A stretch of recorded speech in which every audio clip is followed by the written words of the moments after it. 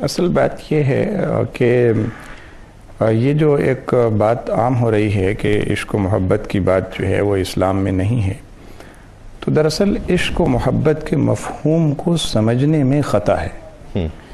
سمجھا یہ جا رہا ہے کہ عشق و محبت سے مراد وہ ایک مجازی جو سلسلہ ہوتا ہے عشق و محبت کا، جو یقیناً محمود نہیں ہے، مذموم ہے، لیکن بزرگان دین کے ہاں یہ بات ہے کہ بسا اوقات عشق مجازی عشق حقیقی تک لے جاتا ہے۔ اور جس دور کے عشق و محبت کی بات ہم کر رہے ہیں اور جس دور کا یہ کلام ہے اور جس شخصیت کا یہ کلام ہے، تو وہاں عشق کے معنی محبت کا انتہائی درجہ ہے۔ اور جب محبت حد سے بڑھتی ہے اور آخری سٹیج تک پہنچتی ہے تو ہم کہتے ہیں یہ عشق میں تبدیل ہو گئی ہے، اب اس کے اندر والہانہ پن زیادہ ہو گیا ہے۔ اسی لیے جب یہ والہانہ پن زیادہ ہو جاتا ہے تو اس وقت اس عشق و محبت میں ڈوب کر جو بات کہی جاتی ہے وہ ایسی ہے کہ جو عند اللہ مقبول ٹھہرتی ہے، اور عند الخلق وہ عام ہو جاتی ہے، اور اللہ تعالیٰ اسے عام کرنے کے لیے اپنے فرشتوں کو مقرر فرما دیتے ہیں۔ حضرت شیخ عبدالقادر جیلانی رحمۃ اللہ تعالیٰ علیہ کو اپنے جد امجد اور اس امت کے اور تمام انسانوں کے نبی حضرت محمد مصطفیٰ صلی اللہ تعالیٰ علیہ وسلم سے جو محبت تھی وہ اس درجے کی تھی کہ جسے ہم کہتے ہیں کہ عشق کی حد تک محبت، بے شک، اور اسی میں آپ نے حضور صلی اللہ تعالیٰ علیہ وسلم کے لیے یہ کلام کہا ہے، یا آپ کے ذہن و قلب پر یہ کلام وارد ہوا اور الفاظ کی صورت میں پھر وہ صفحہ قرطاس پر جو ہے بکھر گیا۔ صحیح۔ ڈاکٹر صاحب کیا کہتے ہیں، ایک تو خود سپردگی کی کیفیت اس میں بہت زیادہ، اور پھر عشق اور محبت کے حوالے سے جو بات کر رہے تھے، میسج کیا ہے؟ ایک تو پڑھنے والے کو جو کلام پڑھ رہا ہے، اور اس کے پیش نظر یہ چیز بھی ہے کہ یہ حضور غوث اعظم کا کلام ہے، اس کے امتیازات کیا ہیں، اس کی انفرادیت کیا ہے، وہ کیا چیزیں ہیں، اسلوب ہے، زبان ہے، بیان ہے، آپ کے افکار ہیں، اس کی بنت ہے جو اسے ممتاز کر رہی ہے اور غوث اعظم کا کلام بنا رہی ہے۔ دیکھیں صاحب نے بہت اچھی بات کی کہ آپ نے مولانا روم کو بھی پڑھ رکھا ہے، مطلب اقبال کو پڑھ رکھا ہے، کس طرح سے یہ ممتاز ہو رہی ہیں؟ یہ سب کچھ یہ رمق، یہ کیفیت جب پیدا ہوتی ہے کہ جب ظاہری وجود کی، اس کی نفس کی خواہشات کو گھٹایا جاتا ہے، مجاہدے اور ریاضتیں کی جاتی ہیں۔ کتابوں میں ہے کہ 40 سال تک عشاء کے وضو سے فجر کی نماز ادا کی شیخ عبدالقادر گیلانی تعالیٰ نے۔ بے شک، بے شک، سبحان اللہ۔ طویل ریاضتوں مجاہدوں کے بعد وہ کیفیت پیدا ہوتی ہے جو واقعاً خلیفۃ اللہ کا مقام ہے۔ سبحان اللہ۔ خلیفۃ اللہ کا مقام کیا ہے کہ عرفان ذات کے سفر میں انتہائی استقامت کے ساتھ سفر طے کیا جائے، تو یہ مرحلہ ہو جاتا ہے تو پھر وہ کیفیت ہوتی ہے۔ مرحوم فرماتے ہیں عشق از اول چرا خونی بود، عشق از اول چرا خونی بود تا گریزد ہر کے بیرونی بود، کہ پہلے مرحلے میں عشق بہت امتحان لیتا ہے، اتنا امتحان لیتا ہے کہ خونی نظر آتا ہے۔ جب مرحلہ طے کر لیا جاتا ہے تا گریزت ہر کے بیرونی بود، تاکہ وہ جو باہر والے ہیں وہ عشق کے راستے میں نہ آئیں۔ جب عشق کی منزل لوگ طے کرتے ہیں تو تا قیامت تک کے لیے اللہ پھر ان کو مثال بنا دیتا ہے۔ سبحان اللہ۔ ان کی محبت خالصاً اللہ کے لیے ہوتی ہے، اور راستہ کون سا متعین کیا جاتا ہے؟ وہ جو محمد عربی صلی اللہ علیہ وسلم کا راستہ ہے۔ قل آپ فرما دیجئے ان کنتم تحبون اللہ، اگر تم اللہ کی محبت چاہتے ہو فاتبعونی، میری اتباع کرو، یحببکم اللہ، اللہ کی محبت تمہارے حصے میں آ جائے گی۔ تو یہ ہمارے تاریخ اسلام کا عظیم واقعہ ہے۔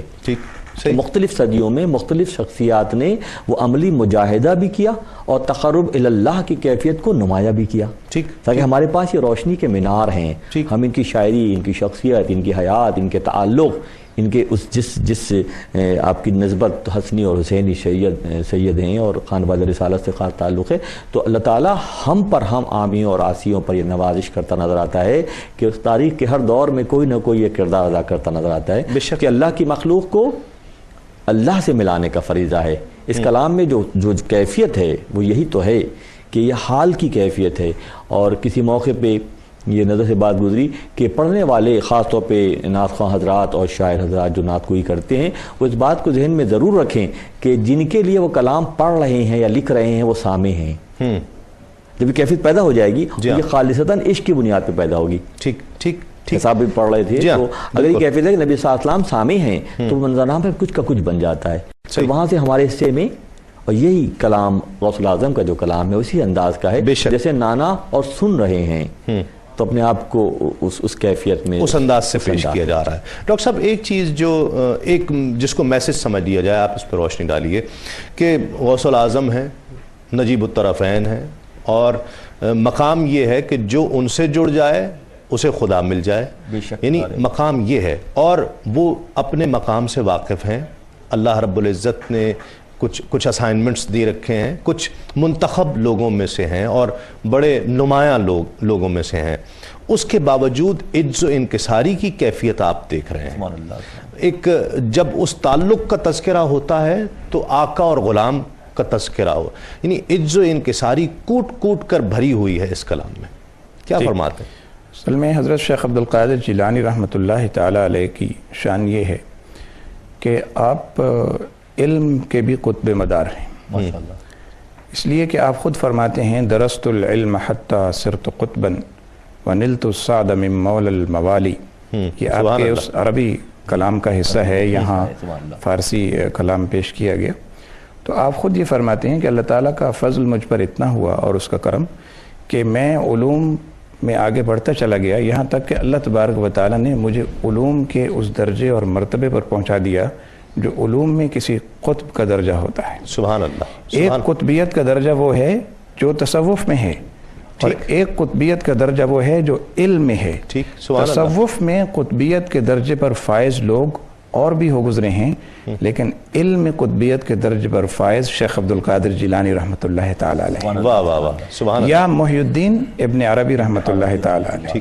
ٹھیک۔ تو چونکہ پیچھے علم کا وہ زور موجود ہے، اور علم کی شان یہ ہے کہ علم جتنا زیادہ ہوگا عاجزی اور انکساری اتنی زیادہ پیدا ہوگا۔ واہ واہ واہ واہ، سبحان اللہ۔ اس لیے کہ علم کی شان یہ نہیں ہے کہ وہ انسان میں تکبر اور غرور پیدا کر دے، ہاں تکبر اور غرور علم وہاں پیدا کرتا ہے جہاں کسی شیخ طریقت کی پشت پناہی حاصل نہ ہو۔ اگر کسی شیخ طریقت کی اور ولی کامل کی پشت پناہی حاصل ہو اور اس کے سامنے زانو ادب طے کیا ہو تو پھر یہ علم تکبر نہیں پیدا کیا کرتا، بلکہ پھر یہ عاجزی اور انکساری پیدا کرتا ہے۔ پھل لگا دیتے ہیں نا تو جھکا ہوا رہتا ہے۔ جی ہاں۔ حضرت شیخ سعدی رحمۃ اللہ تعالی علیہ نے فرمایا کہ نہد شاخ پر میں و سر بر زمین، کہ جب جو ہے وہ شجر بھر جاتا ہے، درخت بھر جاتا ہے پھل سے، تو شاخیں پھر زمین کی طرف جھک جاتی ہیں، وہ درخت تکبر سے سر نہیں اٹھاتا کہ مجھ پہ بہت پھل آگے۔ ایسے ہی علماء کی شان ہے، صوفیاء کرام کی شان ہے، اولیاء اللہ کی شان ہے۔ جتنا بڑا عالم فقیہ ہوگا اتنی ہی اس میں عجز و انکسار زیادہ ہوگی، اور اگر کسی میں عجز اور انکسار نہ ہو، تکبر زیادہ ہو، وہ کتنا ہی بڑا عالم کہلائے اسے عالم شریعت و طریقت کی زبان میں نہیں کہا جائے گا۔ بے شک۔ تو اس تناظر میں اگر آپ حضرت شیخ عبد القادر جیلانی رحمۃ اللہ تعالی علیہ کے کلام کو دیکھیں تو پھر آپ کو یہ محسوس ہوگا کہ اس نعت کے اندر اتنی عجز و انکساری کیوں ہے۔ سبحان اللہ۔ اب جو آخر میں پوچھنا چاہتا ہوں کہ آپ شرح فرماتے ہیں اور آپ کے پاس لوگ سیکھنے کے لیے آتے ہیں، پڑھنے کے لیے جب ایسے بزرگوں کا کلام پڑھ رہے ہوں تو آئینہ کیسا ہو، سوچ کیا ہو، کیا چیز آپ کی پرسیپشن کیسی ہو، آپ کس طرح سے اسے کنسیو کریں گے، یہ بہت اہم چیز ہے۔ اہم ہے۔ موروم کا حوالہ دے کر گزرتا ہوں، روی ناشستہ نہ بیند روی حور، لا صلاۃ گفت الا بالحضور، حضرت مولانا کی مثنوی کا شعر ہے کہ جب تک تمہارے آنسوؤں سے تم اپنے آنسوؤں سے وضو نہیں کر لوگے تمہارے اندر تم حور کو نہیں دیکھ پاؤ۔ سبحان اللہ، سبحان اللہ۔ روی ناشستہ نہ بیند روی حور، لا صلاۃ گفت الا بالحضور۔ پیغام یہ ہے کہ اس پورے حضرت صاحب نے بہت اچھی بات دل کو بہت بھلی لگی کہ جیسے جیسے عروج حاصل ہوتا جاتا ہے انکساری بڑھتی جاتی ہے، درخت میں پھل بڑھتا جاتا ہے، درخت جھکتا چلا جاتا ہے، تو یہ جیسے جیسے اللہ کا عرفان بڑھتا جاتا ہے ویسے ویسے شرف بشریت کے تقاضے نمایاں ہوتے جاتے ہیں۔ واہ واہ واہ، شرف بشریت کے تقاضے نمایاں ہوتے جاتے ہیں۔ اور شیخ عبد القادر گیلانی رضی اللہ تعالیٰ عنہ کا معاملہ یہ ہے کہ علوم کے 3 زاویہ نگاہ ہیں، کسبی، نسبی، وہبی۔ اللہ نے پسند کر لیا، کسی کو منتخب کر لیا، کسی پر کسی نے محنت کر لی، کسب کیا، اور کسی کے پاس سلسلے سے چیز مل گئی، نسبت سے مل گئی۔ آپ کی ذات مبارکہ میں یہ تینوں چیزیں جمع ہیں۔ واہ واہ، سبحان اللہ۔ کہ قصب بے انتہا کیا، نسبت بھی کائنات کے جو افضل ترین ذات مبارکہ ہے وہ آپ کے جد ہیں، اور ریاضت بھی بہت زیادہ کی، نصب بھی کیا، کسب بھی کیا، اس کے بعد یہ جوہر کھلتے ہیں، ایسی کیفیت پیدا ہوتی ہے۔ تو ہمارے لیے پیغام یہی ہے کہ ہم جب چاہتے ہیں کہ تعلق باللہ کی کیفیت میں آئیں تو مولانا کا زاویہ یہ ہے کہ اب اس حد تک اپنے اندر عاجزی و انکساری پیدا کی جائے کہ ہمارے وضو جو ہے ہمارے اپنے آنسوؤں سے ہو۔ اسی لیے عبداللہ ابن مسعود کی حدیث مبارکہ ہے کہ اگر تمہارے آنکھوں سے مکھی کے سر کے برابر بھی آنسو نکلا اور وہ ڈھلک کر تمہاری گالوں تک آ گیا تو پھر جہنم کی آگ تمہیں جلا نہیں سکے گی۔ تو اللہ کا معاملہ یہ ہے اس کو پڑھا جائے تو آنسوؤں سے وضو کر کے پڑھا جائے تو زیادہ لطف آتا ہے۔ ایک بات کا اس میں اضافہ کرنا چاہوں گا، اور وہ یہ کہ حضرت شیخ عبد القادر جیلانی رحمۃ اللہ علیہ کی شاعری میں تصنع نہیں ہے، بلکہ یہ الہامی شاعری ہے۔ بے شک اور جو کچھ اللہ تبارک و تعالیٰ نے ان کے قلب و دماغ پر، وہ جو کچھ قرآن و سنت میں ہے، وہ جو کچھ نازل کیا اللہ تعالیٰ نے الہام کی صورت میں، اسے آپ نے ہمارے لیے ایک پیغام کی صورت میں پہنچا دیا۔ تو یہ ہے۔ بہت شکریہ ڈاکٹر نعیم شاہتاز آپ کا، ڈاکٹر قاضی برہان الدین صاحب آپ کا بہت شکریہ، سید رفاقت حسین رحمانی صاحب آپ کا بہت شکریہ۔ آخر میں ہم آپ سے ایک اور کلام حضور سیدنا غوث اعظم رضی اللہ تعالیٰ عنہ کا سماعت کریں گے۔ ناظرین محترم، آج آپ نے محسوس کیا کہ خوشبو حسان کی مہک میں کس قدر اضافہ ہوا ہے۔ یہ مہکتا ہوا ایوان، یقین مانیے کہ اس وقت کیفیت یہ ہے کہ جس اسٹوڈیو میں یہ ریکارڈ کیا جا رہا ہے وہاں سے بھی ہمیں مہک محسوس ہو رہی ہے، اس لیے کہ ہم نے قبیلہ حسان کے اس فرد کا انتخاب آج کیا ہے۔ انہیں ہم عقیدتوں اور محبتوں کا خراج پیش کر رہے ہیں جو غوث اعظم ہیں، جو حضور سیدنا غوث اعظم رضی اللہ تعالیٰ عنہ جو نجیب الطرفین سید ہیں، اور جس طرح کہا گیا کہ آپ علم کے بھی قطب ہیں، آپ روحانیت اور تصوف کے بھی قطب ہیں، ایک ایسی شخصیت کا کلام یقیناً اپنے اندر کیسی معنویت اور کیسے مفاہیم، کیسے اسرار و رموز لیے ہوئے ہوگا۔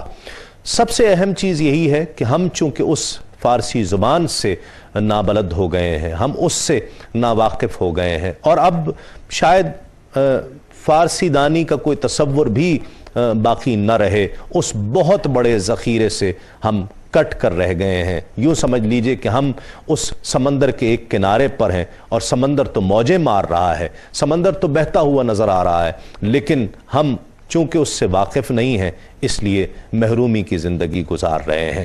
حضور سیدنا غوث اعظم رضی اللہ تعالیٰ عنہ کے کلام میں جس طرح بہت ساری چیزوں کا ہم تذکرہ کر پائے، اور بے شمار ایسی چیزیں ہیں کہ جن کا احاطہ ہم اس پروگرام میں نہیں کر پائے، آج بڑی شدت سے وقت کی کمی کا احساس ہوا، اس لیے کہ ہم حضور سیدنا غوث اعظم رضی اللہ تعالیٰ عنہ کی شاعری کا تذکرہ کر رہے تھے۔ انشاءاللہ پھر کسی موقع پر حضور سیدنا غوث اعظم رضی اللہ تعالیٰ عنہ کی شاعری کے تعلق سے ایک اور پروگرام پیش کیا جائے گا، ہم ضرور کوشش کریں گے۔ اپنے میزبان تسلیم احمد صابری کو اگلے پروگرام تک کے لیے اجازت دیجیے۔ تسلیمات۔ ویدم میں رسد ہر دم کے یار میں آید، سبحان اللہ۔ نویدم میں رسد ہر دم کے یار میں آید، روم سے جا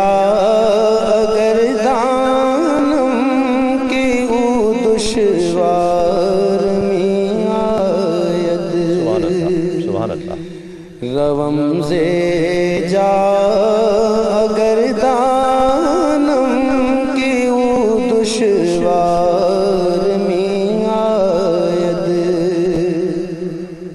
مسلمان دل و دیران نگہدار چوم ہوئی کہ می گوین بازاں دل برے عیار میں آید، کہ می گوین بازاں دل برے عیار میں